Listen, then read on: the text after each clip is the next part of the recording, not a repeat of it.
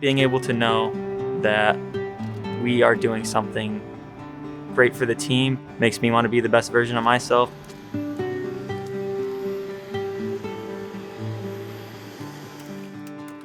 Your job is to do whatever it takes to make sure that your team's successful and that your staff can concentrate on coaching. If I can play a small role into this whole program, I think it's pretty awesome. Scout defense, though, for a good bit. I got back. What are the things people don't see? I learned how to miss. I get really good at missing on purpose. You're gonna be in. Our number one core value at Michigan State is to be a great teammate, and they're ultimate teammates.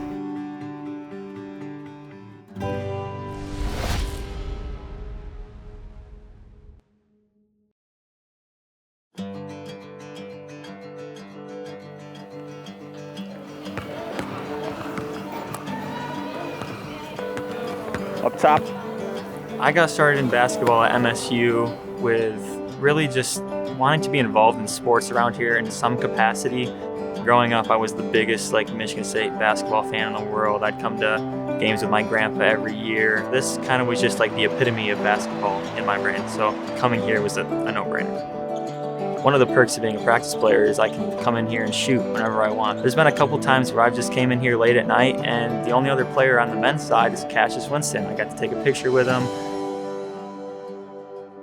We're able to have a conversation because no one else was here. And it's those are things that, if I told myself as a 12-year-old that was happening, I would just blow my own mind. There's a picture of me trying to hoist a basketball up in my driveway when I was less than 2 years old, and I was chubby as could be, just trying to heave it up to a 7-foot hoop and just could not get close. But I fell in love with that at a really young age, and I loved watching it. I loved the sounds. I love the emotion. I love the competitiveness. I love the way the game is played. I love the flow. I love how it's constantly moving. I love how there's so many different ways to play it. I love how anybody can play basketball.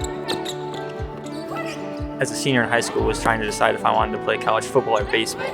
Basketball wasn't really in the picture. I was just, better at those two. And then it's kind of funny that I'm here now and, being involved in basketball when that wasn't really the option before.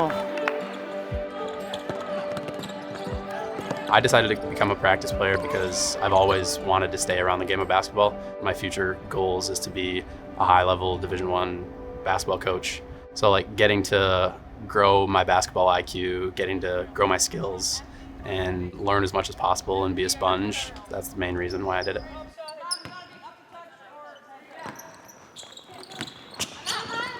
I'm help you. I got your backs. I got your backs.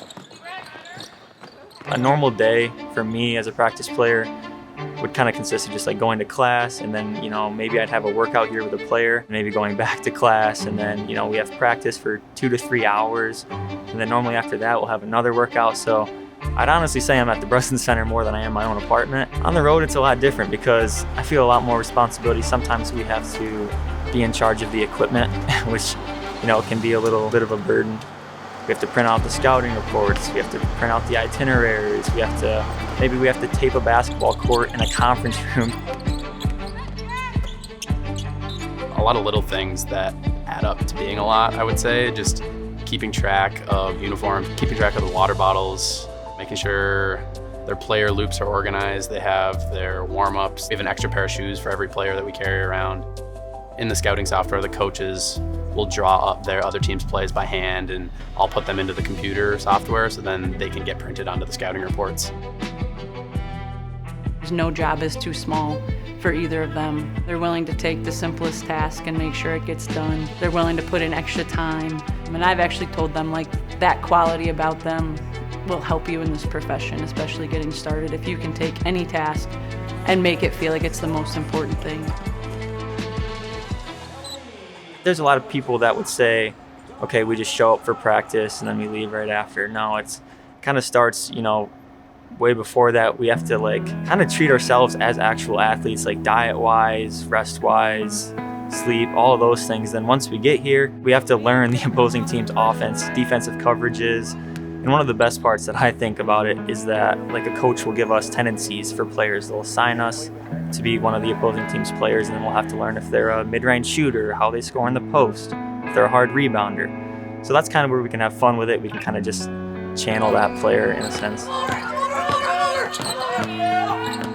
actually seals the bottom. It lets our Michigan State team just worry about practicing what we do every day as opposed to practicing what other teams do all the time. We just want to make sure the players are, ready for games and stuff like that. And that starts at, even the littlest things. Even just guarding them. Like I can tell them a flare screen's coming here, like if they're trying to go over a play that the opposing team's going to run. It's a homecoming for. I think repetition is really important. When the players can get an understanding of what the team's going to do, like firsthand, when they see it in practice by what we're doing, they get a better idea of what's to be expected. My sideline, my sideline. No middle, no middle. I think we do a pretty good job of replicating what the other team does. So when they have that experience in practice of knowing what's going to come next, I think they're better prepared in the game and they know what's to come and what's to be expected and what challenges might get thrown at them. You learn your teammates pretty quickly. You know what their strengths and weaknesses are. So having a scout player there to mimic the opponent or just give you a different kind of speed or effort in basketball is tantamount, to our success. People see the fun practice stuff. People get to see our fun TikToks that we make. People get to see when I make a half-court shot. People don't see the really long hours getting back at 4 a.m. and having an 8 a.m. class the next day that I love so much. I wouldn't want it any other way.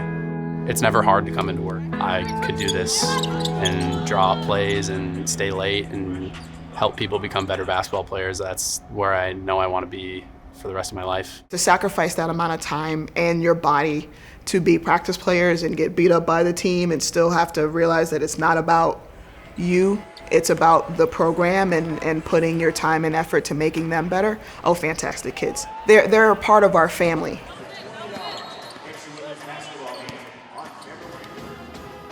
I played basketball in high school. When I say played, I'm going to throw some hard quotes around that. Became a student manager at Syracuse University for Kurt Miller, who is now the GM of Dallas Wings, but he was the head coach at Bowling Green State University. He brought me in, and the rest is history. I was the director of operations from 2007 on. I met Robin a few times over the years because she played for my former boss at Davidson. And so when she got the job, I had to interview with her to see if she was going to keep me on. She was the first coach to ask me to go with her to another level, to a Power 5, which was pretty awesome to know that you are wanted somewhere else.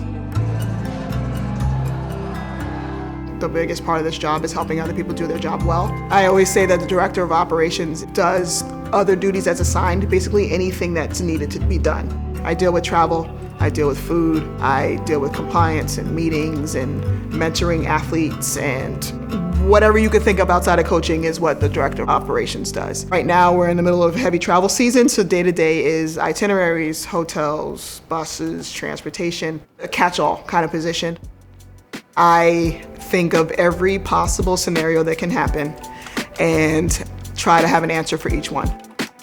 I laugh at meetings because they sometimes look at me as the Debbie Downer, because I'm always like, well, did you think about this? Did you think about this?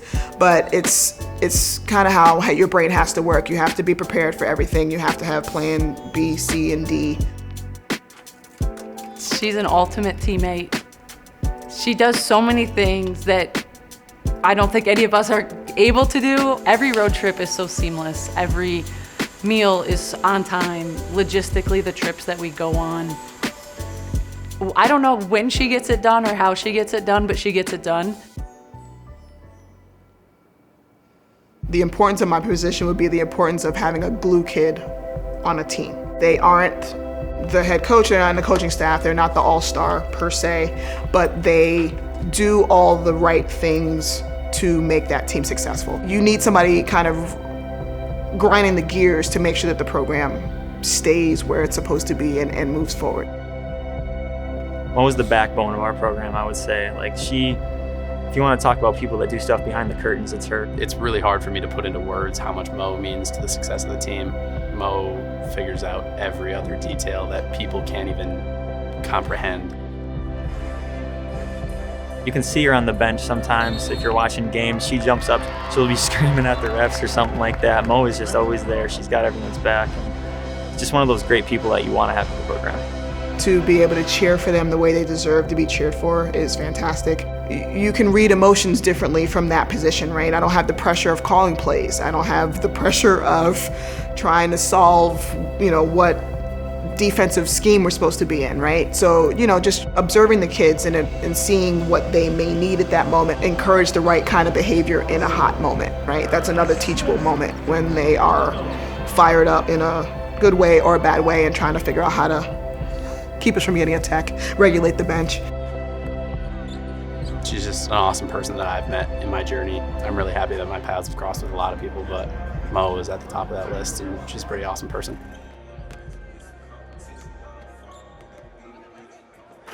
I would say that I'm a great teammate because I know that my number one goal is to make sure that they're prepared and that they're in the best possible spot to be able to play games. And being in a program like this under these coaches and these staff members, it allows you to be a great teammate. We're in a program that everyone cares about you genuinely. And even just as a scout guy or a manager, they know we don't get on TV or anything like that, but knowing that they care about us, it's a great feeling.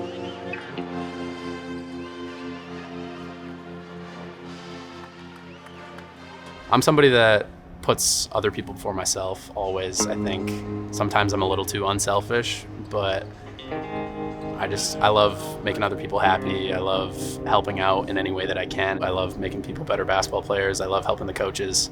I love this program a lot, and I care about it a lot. Seeing this program win and be successful, it's really important for me too. I love winning. Momo is so loving and kind. She has a great relationship with the players. She takes care of us as coaches, and I think it's in ways that maybe we don't even realize all the time. She's our loudest cheerleader, and I've been really fortunate to be on the same team with her for 7 years, and I know that we'll be together for a lot longer.